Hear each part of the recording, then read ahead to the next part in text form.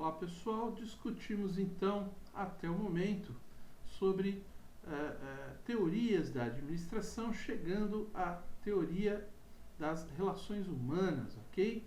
Essa será a nossa 7ª aula e iniciaremos então abordando aqui aspectos de comportamento organizacional, dentro ainda daquela linha de raciocínio, seguindo aí, indo adiante sobre essa teoria das relações humanas, ok? Aqui iremos estudar um pouco também de motivação, a teoria das expectativas, ok? A teoria do caminho meta, falaremos um pouco mais sobre a administração por objetivos, a APO, e a teoria do estabelecimento das metas, perfeito? Tudo isso será daqui para frente mais detalhado, né? E o desempenho, a coleta de dados, não é? Como que eu faço a medição, como que eu acompanho o desempenho da minha operação e das relações humanas, dos recursos humanos envolvidos, ok? Destacaremos aqui a questão da liderança, né? Falaremos um pouco sobre líder autoritário, o líder democrático, o líder liberal, o líder situacional e o emergente, ok? O líder autoritário, óbvio, né? Aquele que baseia a sua liderança nas ordens, né? Em cumprimento das ordens. O democrático, aquele que tem dá uma participação maior, divide essa responsabilidade. O liberal é que praticamente delega, né, todas as atividades, faz com que ele interfere, né, muito pouco. O situacional, ele já reage de acordo com a situação. Ele pode ser autoritário, ele pode ser democrático, liberal. Ele vai funcionar de acordo com a situação, ok? De acordo com o tipo de operação e os recursos, né? As pessoas, o nível de preparo, né, das pessoas envolvidas em cada uma das atividades a que ele está liderando.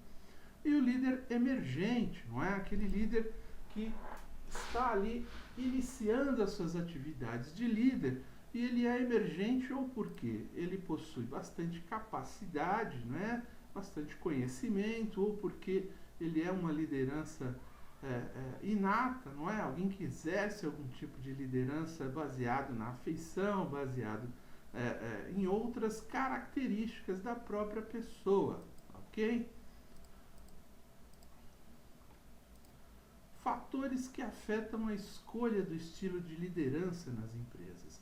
Na prática, existem aí 3 tipos, né, de fatores importantes, que geralmente influenciam a escolha do estilo da liderança, não é?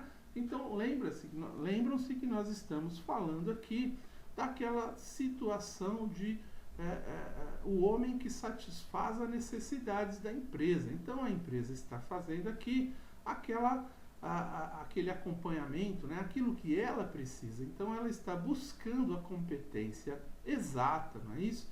A competência que ela busca para aquele cargo, aquele tipo de comportamento. Qual é o comportamento desejado? Então, dentro dessa visão, nós teremos aí esses 3 fatores. Os fatores relacionados com o próprio gestor, né? Conhecimento técnico, a habilidade, não é, de liderança, de convencimento das pessoas, de ser acompanhado, enfim. Temos também fatores relacionados com os trabalhadores, ou seja, alguns processos, algumas atividades, não é? Alguns sistemas, existem lá os trabalhadores exigem, né, que tenha algum tipo de liderança mais voltada para aquele tipo de trabalho, né? Os trabalhos mais técnicos, você tem que ser um pouco mais democrático e até liberal e até situacional, né? Os trabalhos mais operacionais, talvez até um líder mais autoritário em alguns momentos, e em alguns momentos um pouco mais democrático, enfim.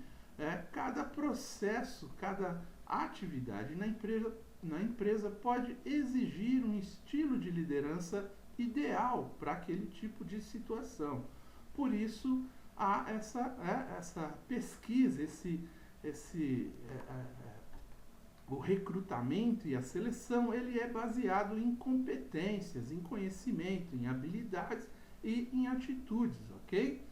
Os fatores relacionados com a própria situação, ou seja, em algumas situações a empresa passa, não é, por alguns períodos onde ela pode desejar algum tipo de líder, não é, mais propício àquele tipo de comportamento para atingir aqueles resultados que estão sendo ali buscados naquele momento, ok? A partir daqui vamos sempre aprofundando cada vez mais essas ideias, não é? Então, o processo organizacional, né, também, quando nós falamos aí de habilidade, de liderança, é o mesmo, não é? Você tem o planejamento, que ele é em 3 esferas: o planejamento estratégico, o planejamento tático e o planejamento operacional. O estratégico, geralmente estão envolvidos aí a alta gerência, né, o comando, os administradores. O tático também, não é? Você já tem até um apoio, vamos dizer assim, da média gerência aqui, participando no dia a dia da recondução, né, dos planos, do plano mestre, vamos dizer assim, ok?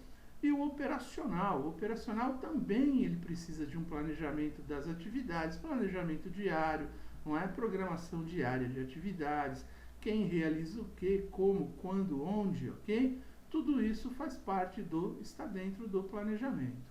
E dentro do processo organizacional também temos a organização, né? A organização dos recursos, dos processos, da estrutura, das pessoas, não é?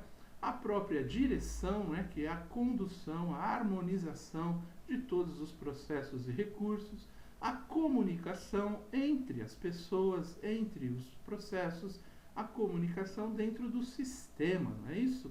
O controle, não é? O controle de todas as situações, o controle em busca do resultado, não é? Sendo pragmático, né? Dentro da neoestrutura, né? Dentro da própria estrutura, dentro da organização, o controle de todas as atividades e resultados. E também não podemos esquecer da avaliação. Após o controle, após a execução, nós temos um período de avaliação. Nós precisamos medir aqueles resultados, como eles foram alcançados, quais foram os fatores determinantes, o que faltou para atingir algum ou outro resultado, né? Algum ou outro objetivo, enfim, uma avaliação daquilo que foi planejado, organizado, dirigido e controlado, ok? Muito bem. Vamos entrar então aqui na discussão sobre aquele estilo de comportamento, né? Quando falamos lá da teoria de MacGregor, entre o comportamento X e o comportamento Y. O comportamento X, ele é associado a um tipo de comportamento, né? Então dizemos que o comportamento X ele é centrado na produção, ele é autocrático, ele tem um controle externo, não é? Ou seja, aqui você depende de uma liderança, né? Todos os operadores eles dependiam de uma liderança mais autoritária, ok? Ter um controle total sobre aquilo que acontece naquele processo. Na teoria Y, isso é alterado. Vamos lembrar aqui que quando nós falamos de teoria X e teoria Y, nós estamos querendo mudar paradigmas, ok? Estamos querendo dizer às pessoas qual é o comportamento ideal a partir daquele momento. Então eu quero que o comportamento mude de X para Y. Dentro da teoria X, o papel gerencial era a supervisão, né? A supervisão próxima com o comportamento diretivo. O comportamento era obrigatório, né? Na teoria Y, ela já é centrada no empregado, nas pessoas, ela é mais democrática, o controle é interno, ou seja, a interferência da própria equipe. A supervisão, ela é mais ampla, com comportamento de apoio, né? Apoio da equipe, ok? Qual que é o papel principal? Na teoria X, ele era enxergado como ênfase no controle, na coerção e na punição, não é? é aquele controle total sobre as pessoas, eu mando e você executa, não é? E na teoria, né, Y, a ênfase está no crescimento, na autonomia, na recompensa, ok? No trabalho de equipe, né, na organização dessa equipe. Qual que é a natureza humana? Na teoria X era considerado, não é, lá atrás por os fundamentalistas aí da administração, né, aqueles que iniciaram, né, a atividade de administração, que as pessoas são preguiçosas, não é? Elas têm falta de ambição, precisam ser conduzidas, têm um baixo nível de motivação. Na teoria Y, é considerado que as pessoas gostam do trabalho, que elas querem fazer melhor e são motivadas pelo desenvolvimento, pela participação, ok? Você muda um paradigma de uma teoria X para uma teoria Y, ou seja, você deixa de ser um autocrático para ser um democrático, as pessoas deixam aquele comportamento preguiçoso para um comportamento participativo, ok? A teoria X, ela corresponde à falta de confiança das pessoas e à dependência e controle pela administração, uma autoridade administrativa e autoritária, conforme nós vimos lá na administração clássica. Dentro da teoria Y, ela corresponde à melhor distribuição no poder de organização, com delegação de responsabilidades. O homem é visto como um contribuinte ativo, alguém que faz parte, alguém que faz parte da decisão, não é? Dentro daquela cultura que falamos sobre sempre duas decisões, né? Uma permanente e uma imediata, né? Ou uma imediata e logo após uma permanente. E essas decisões são tomadas em grupo, não é? Então nós temos a contribuição aqui de Chris Hedges, que ele mistura, né, assim, essa teoria X e essa teoria Y com aquela questão quando você faz a integração da pessoa aos processos, né? Quando você contrata um novo funcionário, a área de RH faz aquele primeiro dia aquela integração para que o funcionário, né, o novo funcionário, conheça a empresa, conheça as pessoas, não é? Passe de setor em setor, às vezes até fica um pouco em cada setor para entender o trabalho ali realizado. Por que isso é feito? Para que a pessoa tenha uma noção de que ela fará parte de um processo muito mais grande, né, muito maior, perdão, do que ela própria, para que ela possa medir, né, qual que é o resultado da eficiência dela, do trabalho dela, a necessidade do trabalho dela dentro do sistema, dentro do processo, ok? E ele associou, vamos dizer assim, a teoria X e a teoria Y a um padrão de comportamento chamado um padrão A e padrão B, né? Seria o XA e o YB. O padrão A ele representa aqueles comportamentos interpessoais, a dinâmica de grupos e as normas organizacionais associadas à teoria X. Não é aquilo que a administração tratava como as pessoas, né, sendo ali apenas um pedaço, né, do processo, como se fosse uma peça, né, da própria máquina.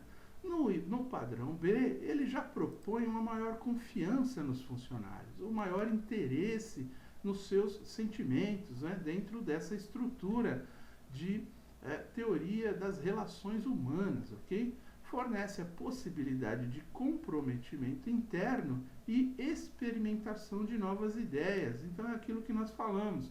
Para você ter esse comprometimento interno e experimentar novas ideias, você precisa conhecer o todo, né? Você precisa conhecer qual a sua importância dentro da organização, dentro do processo, dentro do sistema. Para isso, você passa por esse processo de integração nas empresas, ok? Para desenvolver essa capacidade holística, essa capacidade de medir, né, o seu comportamento, as suas atitudes dentro do sistema como um todo, ok? Então, essas teorias motivacionais, nós temos dentro dela a dimensão motivacional, não é? É a discussão de como eu motivo alguém, como eu faz com que aquela pessoa se motive a realizar aquelas tarefas, e dar aqueles resultados e perseguir aquelas metas que nós temos, que a empresa tem, que a organização fez lá, traçou no seu planejamento estratégico. Dizem que ninguém motiva ninguém, que a motivação é algo interno, que as pessoas têm, cada um tem que buscar a sua motivação, ok? Porém, nós temos alguns pontos, uns pontos de partida. Por exemplo, Frederick Herzberg, ele dizia que além de Maslow, que nós vamos ver logo para frente também, você tem lá aquela pirâmide de Maslow, que você tem as necessidades fisiológica, de segurança, social, estima e autorrealização. De forma piramidal, as necessidades fisiológicas e de segurança são as mais importantes, são as básicas. E depois disso, você vai escolher se você é mais social, se você é mais estima, se você é mais de autorrealização. Frederick Herzberg, ele separava essas necessidades de Maslow como fatores higiênicos e fatores motivacionais. Os fatores higiênicos são os fisiológicos e de segurança.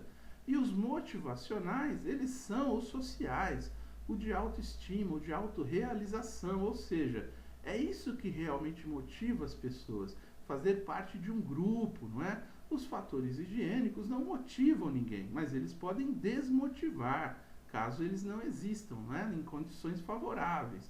Os fatores motivacionais não, eles já levam as pessoas a se automotivarem em função de participar da empresa, de ter um lado social, de fazer parte de um grupo, ou de ser estimado em função da sua capacidade técnica, ou de ter autorrealização no trabalho que ele realiza, ok? Muito bem, vamos detalhar isso um pouco mais para melhorar o entendimento, ok? Então vamos lá. Segundo os fatores motivadores, segundo Maslow, ok? Então, na base da pirâmide, aqui que nós temos as necessidades fisiológicas, necessidades físicas do dia a dia, bebida, comida, sono, enfim, e outros mais. Segurança, não é? Aquelas necessidades, a contrapartida da insegurança natural das pessoas, As pessoas buscam estabilidade, proteção, Querem estar livre do perigo, um abrigo, uma estrutura, uma ordem, não é? As leis trabalhistas, enfim, tudo aquilo que você pode trazer de segurança para as pessoas. Essas são as necessidades primárias de Maslow. Não é? Então você primeiro vai preenchendo essas necessidades para depois você partir para as necessidades acima.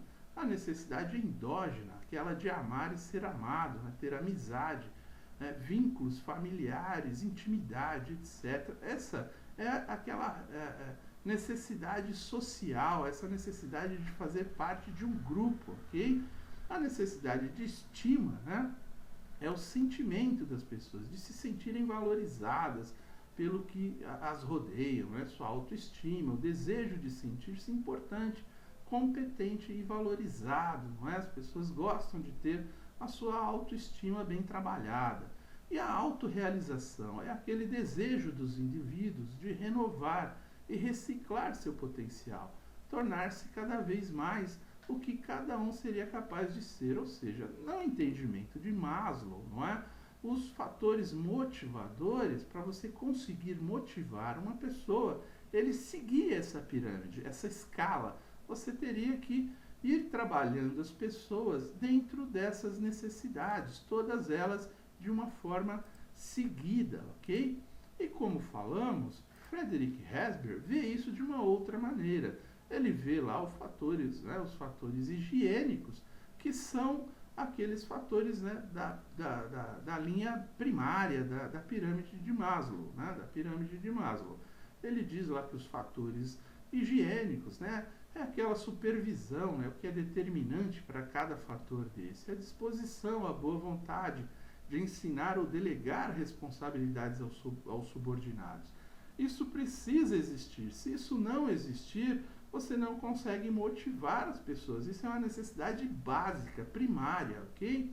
Políticas empresariais também são básicas, normas e procedimentos que encerram os valores e crenças da companhia. A companhia precisa delimitar, não é, esses valores, essas crenças de forma muito clara. Condições ambientais, né, ambientes físicos e psicológicos que envolvem as pessoas e os grupos de trabalho. Então, as condições ambientais, as condições de trabalho, né, tem que ser muito bem trabalhada, tem que ser muito bem disponibilizada. Relações interpessoais, transações pessoais e de trabalho com os pares ou subordinados e também com os superiores. Então essas relações têm que ser boas, o ambiente de trabalho tem que ser propício ao desenvolvimento dessas relações interpessoais. O status não é a forma pela qual a nossa posição está sendo vista pelos demais. Dentro daquele processo de integração, eles mostram lá, né, como a empresa quem as pessoas mais importantes lá por processos, ou os líderes, né, os coordenadores, mas todos têm que ter um status, todos têm que ter um nível de importância dentro do seu processo. Pelo menos assim entende Hesber como uma necessidade básica, ok? A remuneração, sem dúvida, né, o valor, a contrapartida da prestação do serviço. E a vida pessoal, aspectos do trabalho que podem influenciar na vida pessoal do sujeito, não é? A toda essa recompensa que ele terá, o status, como que isso traz para ele a motivação para que ele esteja naquela empresa, para que ele participe daquela empresa, ok? Isso é fundamental. E as necessidades, os fatores motivadores, então assim, para Hesber, todas essas questões, né, de fatores higiênicos, eles são obrigatórios. Se eles não existirem, eles desmotivarão as pessoas. Então, você tem que partir do princípio que você tem que ter uma supervisão, né, democrática, políticas empresariais claras, condições ambientais boas relações, bons ambientes, né, o status para cada pessoa, uma remuneração adequada. E a vida pessoal da pessoa também tem que ter aí um desenvolvimento em função do trabalho, daquilo que ele realiza, ok? Já os fatores motivadores não, é muito mais uma questão de você enxergar aí a realização, né, o término com sucesso de um trabalho ou tarefa, os resultados do próprio trabalho. Então, quando você faz alguma atividade, alguma tarefa, tem que ser demonstrado, não é? Qual foi o resultado atingido, o resultado individual, o resultado do grupo, não é? O resultado de todo aquele processo. Isso é absolutamente necessário para que as pessoas entendam, não é? Olha, isso foi realizado. Então, as próximas tarefas, as pessoas estarão mais motivadas a cumprir aquela meta, né? Ou a tentar buscar aquela meta traçada. O reconhecimento também por essa realização, não é? O recebimento de um reconhecimento público ou não, por um trabalho bem feito ou por um resultado conseguido. Então, essas reuniões de fim de mês, de fechamento, né, de metas alcançadas, tudo isso pode servir de alguma maneira para que você dê um reconhecimento, né, para que você faça um balanço, né, e apresente a todos todo aquele trabalho bem feito, bem sucedido, e exalte esses momentos, né? Coloque isso como motivação para que continuem naquela linha de trabalho, ok?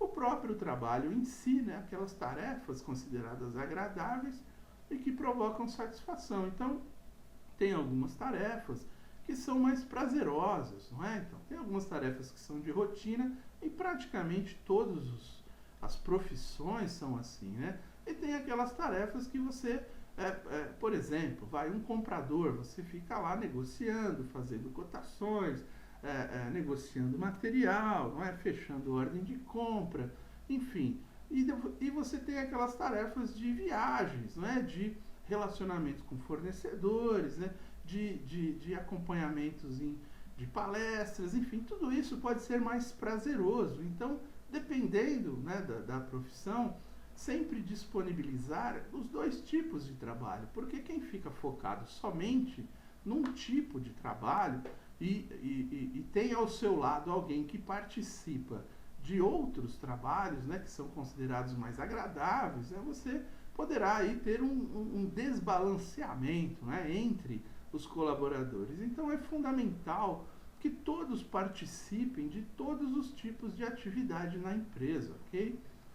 A responsabilidade, não é, proveniente da realização própria, né, do próprio trabalho ou do trabalho dos outros. Aquela responsabilidade é quando você atribui, não é, ao trem aquilo que foi alcançado. Você atribui à própria pessoa ou a outra pessoa aquele resultado, né, aquela responsabilidade que depende dele, que ele é responsável por atingir os resultados. O desenvolvimento pessoal, a possibilidade de aumento do status, perfil cognitivo ou mesmo de posição social, treinamentos, não é, gente? Então, as pessoas que participam de treinamentos, de cursos, que se desenvolvem, não é? Elas têm essa possibilidade de aumentar o status dentro da organização, né? O perfil cognitivo aí é o que a pessoa conhece, é o tanto de conhecimento que ela absorve, não é isso? E o mesmo de posição social, não é? Qual que é a posição social da pessoa? Está muito ligado ao status, ao cargo, não é? Às vezes a benefícios. Então, as pessoas se motivam a partir do momento que elas conhecem as regras para esse desenvolvimento social. E a possibilidade de crescimento, né? A alavancagem dentro da estrutura organizacional em termos de cargo ou responsabilidade. Então, quando a pessoa tem essa alavancagem, esse crescimento, né? Às vezes você passa primeiro a responsabilidade, às vezes não, né? Na maioria das empresas isso acontece, né? As pessoas primeiro assumem a responsabilidade, né, e executam as tarefas para depois alcançar o status, né, vamos dizer assim, o cargo, né, porque o papel ela já está desenvolvendo. Então, assim, quando ela assume a responsabilidade, ela tem já uma motivação, não é? Isso por si só já motiva as pessoas, por ela entender que ela está sendo considerada capaz, não é? Que ela tem a capacidade, ela tem potencial. E aí, depois disso, vem a recompensa, não é? A recompensa é o status, é o salário, são os benefícios, né, daquele cargo, daquela posição na empresa, ok? Então, discutindo aí sobre comportamento organizacional, vamos até aqui nessa aula e continuaremos na próxima aula. Até aqui eu agradeço, muito obrigado.